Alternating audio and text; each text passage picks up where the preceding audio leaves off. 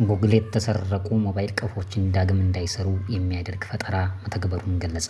ኩባንያው ኤአይን በመጠቀም ስልካቸውን የተሰረቁ ሰዎች ወደ ስልኩ አምራች ተቋም ሪፖርት የሚያደርጉበትን አሰራር ዘርግቻለሁ ብሏል። ሃይ ጋይስ እንዴት ናችሁ? ጀማል ነኝ ከJytube። ለቻናላችን አዲስ ከሆናችሁ ሰብስክራይብ በማድረግ ቤተሰብ ይሁኑ። አዲሱ የጉግል አሰራር የስልክ ንጥቂያ ወንጀሎችን ሊቀንስ እንደሚችል ተገልጿል። የስልክ ንጥቂያ ወንጀል ኢትዮጵያን ጨምሮ በርካታ ሀገራት እየተስፋፋ ያለ ወንጀል ነው።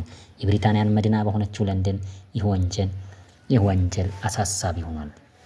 የለንደን ከንቲባ ሳዲቅ ካህን በከተማቸው የተስፋፋውን የስልክ ነጥቆ መሮጥ ወንጀል ለመቀነስ የቴክኖሎጂ ኩባንያዎች ለዚህ እና መሰል ወንጀሎች ለመከላከል መፍትሄ እንዲፈልጉ ጥሪ አቅርበውም ነበር።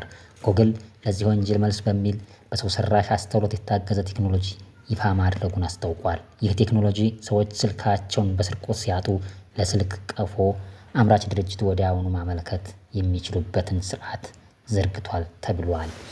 ከዚህ በፊት ሰዎች ስልካቸውን ሲሰረቁ ቀፎ እንዳይሰራ ለማድረግ ማዘጋት የሚችሉት የይለፍ ቃላቸውን ካስታወሱ ብቻ ነበር የተባለ ሲሆን አሁን ግን ስልክ ቁጥራቸውን መናገር ከቻሉ የተሰረቀው ስልክ እንዳይሰራ ማድረጉ የሚችል እንደሆነ ቢቢሲ በቴክኖሎጂ አምዱ ዘግቧል። ጉግል ይፋ ያደረገው መተግበሪያ ስም ያልተገለጸ ቢሆንም በቅርብ ሲገለጽ በሌላ ቪዲዮ እንመለሳለን። ሰብስክራይብ፣ ሼር፣ ላይክ ማድረግ እንዳትረሱ። እናመሰግናለን።